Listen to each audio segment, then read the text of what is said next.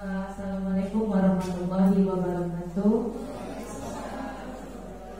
Jadi perkenalkan Bu, tadi dari PKS atau tindak pidana kekerasan seksual, yang mana undang-undangnya baru saja terbit ya Ibu ya. Jadi di tahun 2022 di bulan Maret. Nah, di sini ada biodata diri saya. Jadi selain dosen, saya juga menjabat sebagai ketua labor di ilmu hukum atau prodi hukum.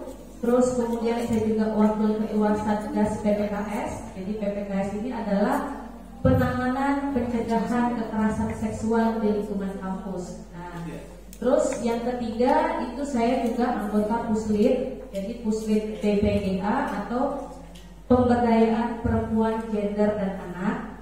Lalu kemudian yang terakhir anggota PKBH atau Puslit atau Pusat Konsultasi Bantuan Hukum Umrah. Nah, jadi keempat jabatan saya ini itu di luar dari jabatan dosen. Jadi kalau ada Bapak Ibu yang mau konsultasi hukum boleh ke kami Umrah, ada PKBH. Kalau mau konsultasi tentang Puslit Perempuan, Gender dan Anak, kami juga ada. Terus kemudian kalau ada anak-anaknya yang kuliah di Umrah terus kemudian mengalami pelecehan seksual, itu juga bisa konsultasi sama kami selaku wakil ketua Satgas PPKS Umrah. Boleh next? Nah, ini sekilas tentang riset saya tentang perempuan atau gender lebih tepatnya. Ada bicara tentang anak, ada bicara tentang korban dalam rumah tangga, terus kemudian ada penanggulangan perdagangan orang, terus kemudian perdagangan orang yang berkedok yayasan, terus kemudian kekerasan yang dilakukan dosen. Nah, sekarang kan lagi marak ya, dosen melecehkan mahasiswa sama mahasiswa ini lagi booming gitu. Boleh next kakak? Kalau ini pengabdian saya yang beberapa waktu lalu saya lakukan. Ya next. Nah, ini untuk seminar-seminar yang sudah saya ikuti sebagai narasumber. Yang pertama ada seksual harassment atau kekerasan seksual di era globalisasi. Terus kemudian bahaya bullying di sekolah, itu juga. Terus kemudian pelecehan seksual juga. Terus kemudian KDRT, kekerasan berbasis gender. Dan yang terakhir itu penguatan dari ketahanan keluarga terhadap KDRT. Oke, kita nggak usah lama-lama ya, mengingat waktu, sekarang udah jam 10. Nah, kita lihat di sini apa sih pengertian kekerasan seksual. Jadi kan kadang orang beranggapan kekerasan seksual adalah pemerkosaan, pasti seperti itu ya Bu ya. Sebenarnya tidak. Kekerasan seksual itu, saya izin nanya. Lagi isi gitu. Oke, jadi konteks kekerasan seksual itu adalah upaya seseorang memaksa. Itu kalau secara umum gitu, memaksa seseorang atau orang lain berhubungan seksual. Dan itu yang selalu kita kenal dengan bahasa pemerkosaan. Padahal dengan kita, misalnya saya catcalling, bahasa ininya suil-suil gitu, ada cewek lewat gitu ya, terus ada laki-laki bilang, cewek cantik banget sih. Itu masuk dalam kekerasan seksual kalau korbannya merasa tidak terima.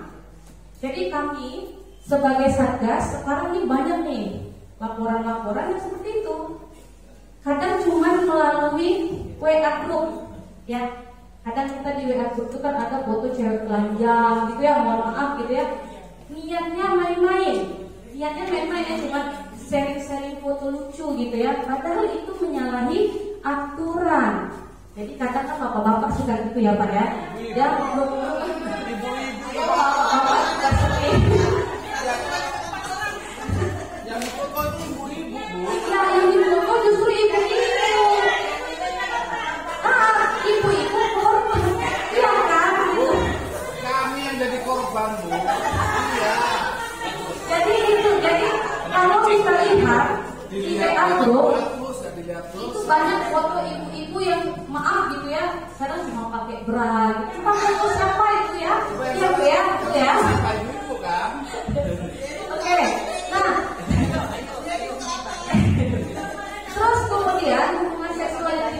perceraian ini yang tidak diinginkan itu dengan menggunakan kekuatan fisik. Ya, kekuatan fisik karena pemerkosaan itu ya pakai fisik ya gitu ya. Terus kemudian tekanan psikologis atau ancaman. Ini apalagi kekerasan dalam rumah tangga paling sering terjadi. Istrinya lagi nggak kepengen, lakinya sibuk gitu kan, pukul gitu ya kan? Ya seperti itu ya. Itu ada tuh kasus ibu gitu. Istrinya lagi habis lahiran kan biasanya masa iddah 40 hari gitu ya. Oh suaminya udah nggak tahan. Ya, udah gak tahan, dihajar dia gitu. Masuk dalam konteks kekerasan seksual. Itu gak boleh gitu. Karena apa? Menyerang daripada psikis seseorang perempuan atau seseorang yang mengalami sakit gitu. Ya namanya orang lagi habis lahiran ya underbilnya lagi rusak gitu ya. Wah enak aja tuh hajar-hajar, itu gak boleh. Oke, lanjutkan. Bu, bisa tuh makan dulu.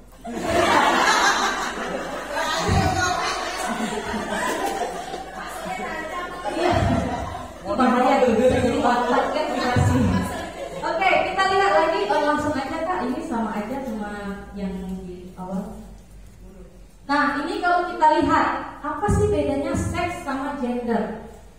Kadang kan orang ada bilang, oh kok bencong gitu, maaf ya gitu, itu labeling gitu. Kamu ini ya tomboy gitu. Itu gender atau seks? Gender.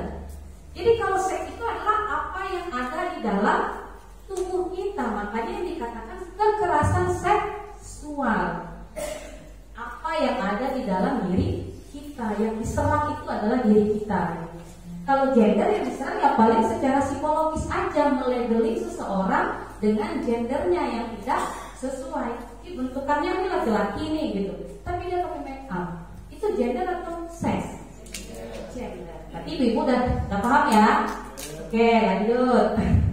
Yang penting pemahamannya itu dulu, karena itu adalah dasar kita mengkategorikan kekerasan seksual. Nah, kalau dasar hukumnya ini banyak banget yang berhubungan dengan kekerasan seksual. Yang pertama itu adalah KUHP atau Kitab Undang-Undang Hukum atau Hukum Pidana yang lama dan yang baru.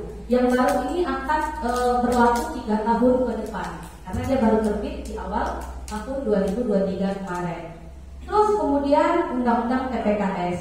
Ini Undang-Undang TPKS sudah dirancang atau dicanangkan oleh DPRD di tahun 2016, tapi baru terbit di 2022. Lalu kemudian Undang-Undang Penghapusan Kekerasan dalam Rumah Tangga ini di tahun 2004. Lalu kemudian Perlindungan Anak ini juga di tahun 2002. Terus kemudian Saksi dan Korban. Ini semua perlindungan terhadap korban kekerasan seksual. Oke, Kakak? Nah, lanjutan ini ada juga Undang-Undang Nomor 17 tentang pekerja migran. Jangan salah, pekerja migran juga banyak menjadi korban kekerasan seksual. Jadi ibunya pergi ke Malaysia, sampai sana dia rupanya disuruh melayani orang Malaysia. Dan siapa yang berhak untuk melindungi? Kita sebagai warga negara Indonesia dengan adanya undang-undang hak pekerja migran. Lalu kemudian yang terakhir perdagangan orang. Nah, ini Tanjung Uban merupakan daerah perbatasan ya. Jadi hati-hati gitu. Karena kan orang suka menawarkan nih, mau nggak kerja di sana gitu. Gajinya gede gitu. Jangan, maksudnya hal-hal yang seperti itu kita telusuri dulu. Karena kan tidak tahu nih, kadang-kadang sampai sana maaf gitu, SK ya, jadi pemandu lagu gitu, LC, atau kadang memang dia diminta untuk sebagai PSK gitu. Ini perlindungan ini nomor 7 untuk kita daerah kepulauan ini sangat ngeri lah gitu. Karena kalau kasus yang pernah diriset, kami kemarin ke Belakang Padang gitu. Itu ngeri. Oke, next kakak. Oh ngeri lah Bu, karena di belakang Padang perbatasan Singapura gitu kan. Kalau misalkan tamat SMA dia tidak mendapatkan pendidikan yang lebih tinggi lagi, otomatis dia tidak mendapatkan sesuatu yang baru kan. Nanti dibilang sama orang yang mencari pekerjaan di luar, Bu, anaknya daripada di rumah mending ikut kami aja. kerja di Singapura, enak kok, gajinya gede, kerja di perusahaan. Nggak taunya sampai sana ngapain? Nah, gitu. Itu banyak kasus. Apalagi di daerah apa sih kalau di Batam tuh perbatasan juga kalau misalkan mau ke Singapura ke Malaysia tuh lewat jalan tikus, pelabuhan apa ya namanya saya lupa. Nah itu juga kemarin terjadi juga kecelakaan kapal dan itu semuanya migran yang ilegal yang mau dijual akhirnya nggak jadi gitu. Kenapa mati semua tenggelam? Nah iya ada itu di berita. Oke, nah ini kalau untuk menurut undang-undang TPKS, tindak kekerasan seksual itu segala bentuk kekerasan seksual. Jadi kembali lagi, seksual adalah segala sesuatu yang dari atas sampai bawah tubuh kita. Jadi kalau misalkan kalau sekarang ini kan memang harus hati-hati gitu ya. Kalau misalkan kita main internet, anak kita main internet itu hati-hati, mesti dilihat. Game-game sekarang itu mesti dipantau. Tuh hati-hati. Nah, terus sebagai kekerasan seksual yang diatur dalam Undang-Undang 2022 ini. Jadi kalau misalkan segala sesuatu yang diatur di dalam sini dan kemudian diatur juga di aturan lain, itu berlaku. Konteksnya adalah kekerasan seksual. Boleh next kakak? Nah ini bentuk kekerasan seksual ini ada banyak. Jadi kalau saya mungkin di Satgas itu sudah biasa dengan kekerasan seksual itu di lingkungan kampus. Jadi ini sebenarnya juga hal-hal yang biasa terjadi di masyarakat. Hanya saja mungkin dianggap biasa. Yang pertama, pelecehan non fisik. Non fisik itu jangan dipikir itu enggak mengganggu atau merusak seksual kita secara psikologis. Misalkan dia bilang gini, ih kamu badannya maaf gitu, gendut, nggak bisa nih dipakai gitu misalnya. Itu termasuk daripada body shaming. Kekerasan seksual nggak? Kekerasan seksual. Jadi segala sesuatu jangan dianggap bercanda. Jadi kalau kita udah pulang dari sini, kita buka undang-undang di internet, kan ibu semua punya handphone nih. Undang-undang nomor 12 tahun 2022 tentang tindak pidana kekerasan seksual. Lihat di sana jenis-jenisnya. Kalau pulang dari sini kita kasih tahu anak kita kasih tahu suami kita, ini nggak boleh, ini nggak boleh, ini nggak boleh. Tuh. Marah suaminya kan? Alam merestui gitu ya. Oke, kemudian kekerasan seksual secara fisik. Nah kalau fisik itu kan nampak nih. Apalagi kalau di dalam kekerasan rumah tangga kan juga seperti itu. Tidak secara fisik adalah secara ucapan. Dikatakan di sini, masih kerja pun dek di rumah kan gitu. Kok nggak masak ya dek? Abang balik, kok nggak ada nasi nih dek? Segitu kan? Betul istrinya, ya enggak? Nah itu kekerasan di dalam rumah tangga sama seperti ini. Hanya saja bedanya itu adalah secara seksual. Nah kemudian fisik, seksual secara fisik itu tahu lah gitu. Misalkan yang tadi saya katakan di awal, istrinya lagi kena masa idah, terus dia minta ini, terus memaksa, itu nggak boleh. Ya, itu nggak boleh. Karena kita sebagai orang Islam, sebagai warga negara yang baik, kita punya aturan. Kita melangkah ke depan saja, kita diatur oleh aturan. Sama seperti Undang-Undang Dasar juga mengatur hak kita untuk hidup, gitu. Nah, terus pemaksaan kontrasepsi. Ada yang tahu kontrasepsi? Ya tahu lah ya semua ya. Kontrasepsi ini kayak HB gitu ya. Ya, apa sih namanya itu? Pil gitu-gitu ya. Kadang kan kalau misalkan istrinya lagi bilang anaknya udah 10 gitu kan, tambah lagi deh gitu biar kita semakin banyak gitu kan. Bikin kesebelasan. Iya, itu kan nggak boleh. Kita harus melihat dulu kesehatan istrinya gitu kan. Umur dari 50 disuruh nambah lagi itu gimana coba? Ya kan? Nah, terus lanjut sterilisasi. Itu juga seperti ini. Ini sterilisasi sama seperti kita mensteril kucing. Zolim tak kita? Zolim lah. Tetangga saya punya kucing, disteril ini agar nggak beranak. Sama nih kasusnya nih sama kita ibu-ibu. Ya bu. Kan kalau misalkan bapaknya bilang udahlah, gak usah punya anak gitu kan, itu kan hak kita, hak untuk memiliki keturunan. undang-undang mengatur itu gitu. Ya kalau kita nggak beranak terus dia main di luar gimana? Coba siapa yang rugi? Jadi karena perempuan gitu. Ya itu termasuk kekerasan seksual. Lalu apa Bu? Boleh, tapi itu jangan terjadi kan Bu? Jangan kita kalau tadi kan egois ya. Kodrat tuh Bu. Nggak kodrat juga lah Pak, gitu kan masa istri beranak-beranak aja kerjanya ini. Emang begitu Bu. Kalau bapaknya yang beranak gimana nanti? Ya nggak bisa.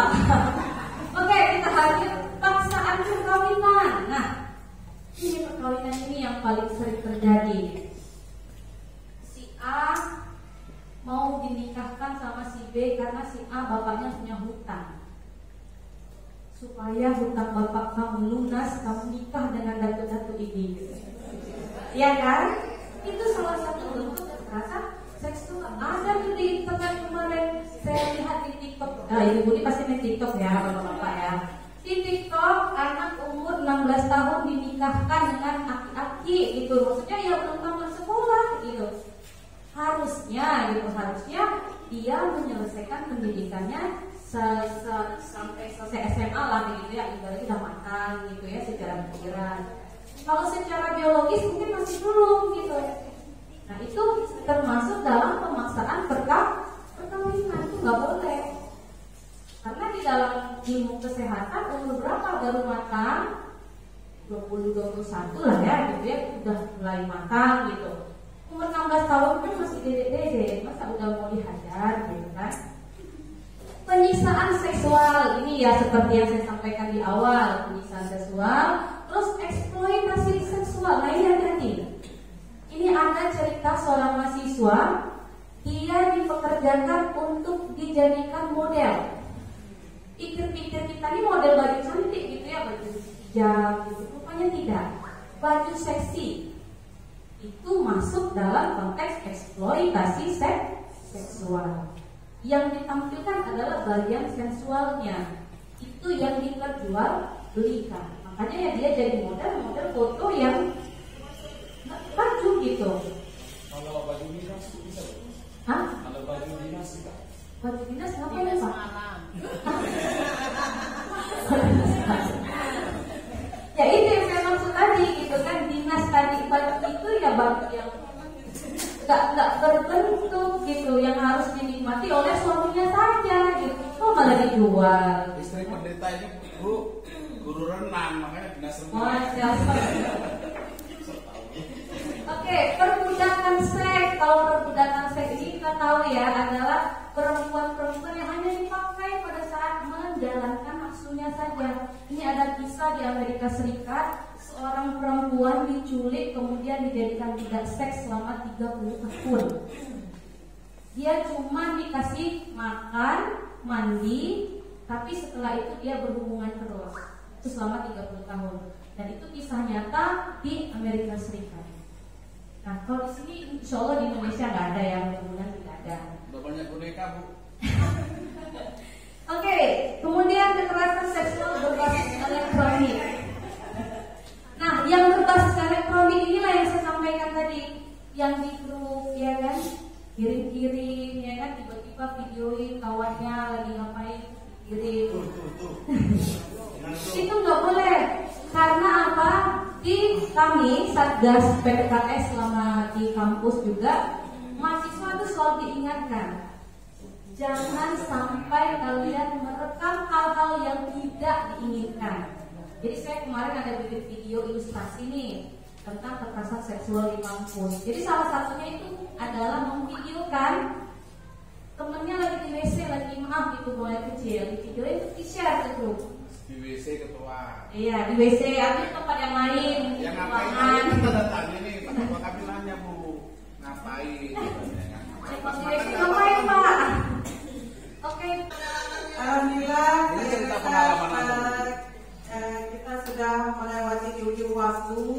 Izinkan saya membacakan dua bait pantun biar kelihatan orang Melayu. Menebar kala sekali berikan, dapat ikan ikan belanga. Tingkatkan peranan masyarakat. Mari kita lindungi perempuan dan anak. mencari nelayan naik sampan, mencari rezeki, mengarungi bahtera. Apabila undang-undang PPKS kita terapkan, desa Teluk Sasak aman sejahtera.